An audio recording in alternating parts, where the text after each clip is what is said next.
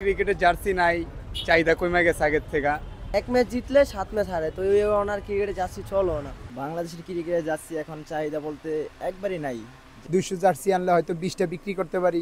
গুলিস্তানের ফুটপাত market থেকে শুরু করে নামি দামি স্পোর্টস দোকান, জায়গা বদলায় কিন্তু দৃশ্য একই।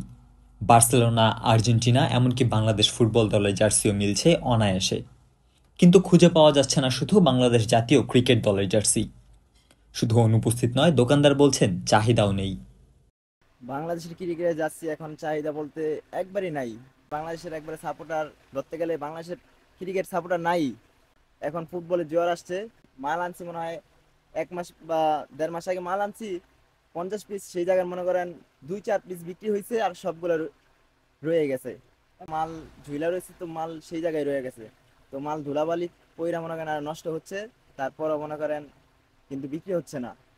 আগে আমরা যেরকম ক্রিকেটে জার্সি বিক্রি করতাম, এখন আর ওরকম আগের মতো ক্রিকেট জার্সি চলে না। যেরকম ধরেন আপনার আগে যেরকম ক্রিকেটের জনপ্রিয়তা ছিল, আগের মতো নাই। এক ম্যাচ জিতলে 7 ম্যাচ হারে, তো এই ওনার ক্রিকেটে জার্সি চলো না। আর আমরা আইনেও কি করবো, যেরকম চাহিদা নেই বেচতে পারি না। এক ম্যাচ জিতলে এই 2টা চলে 3টা চলে, এগুলো বেচা তো আমাদের পোষায় না।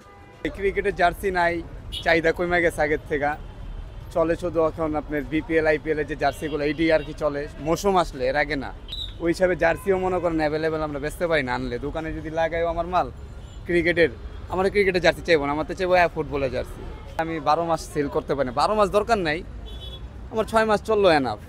কিন্তু আমি 6 মাস আমি মালটা বেচতে পারবো না, কারণ এই মালটা আমার দোকানে রাখাইলে আমার দোকানে নোংরা হইব, মালটা নষ্ট হইব, অনেকদিন থাকলে মালটা বেচা যাবে না।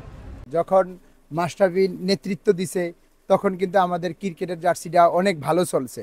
এখন এই যে আমরা যে বাংলাদেশের জার্সি রাখলে আমরা যদি 200 জার্সি আনি, 200 জার্সি আনলে হয়তো 20টা বিক্রি করতে পারি বা 50টা বিক্রি করতে পারি।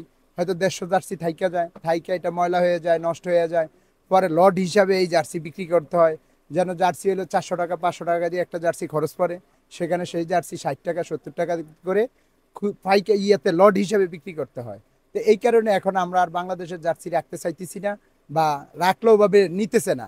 এক ফুটবলের জার্সি প্রতিদিন যদি আমরা 2000 বা 1000 বা 500 জার্সি ব্যবস্থা করতে পারি, তাহলে আমাদের এই জার্সি সেল হওয়ার খুব আগ্রহী বেশি, খুব সেল হয়ে যায় দ্রুত। তো এই কারণে এখন আমরা ফুটবল নিয়েই মাথা কামাইতেছি, কিন্তু ক্রিকেট নিয়ে মাথা কামাইতেছি না। ক্লাব ফুটবলের উন্মাদনায় ঢাকা পড়েছে জাতীয় ক্রিকেটের পরিচয়। জার্সির বাজার যেন চোখে আঙুল দিয়ে দেখিয়ে দিচ্ছে ভক্তির মানচিত্র বদলাচ্ছে।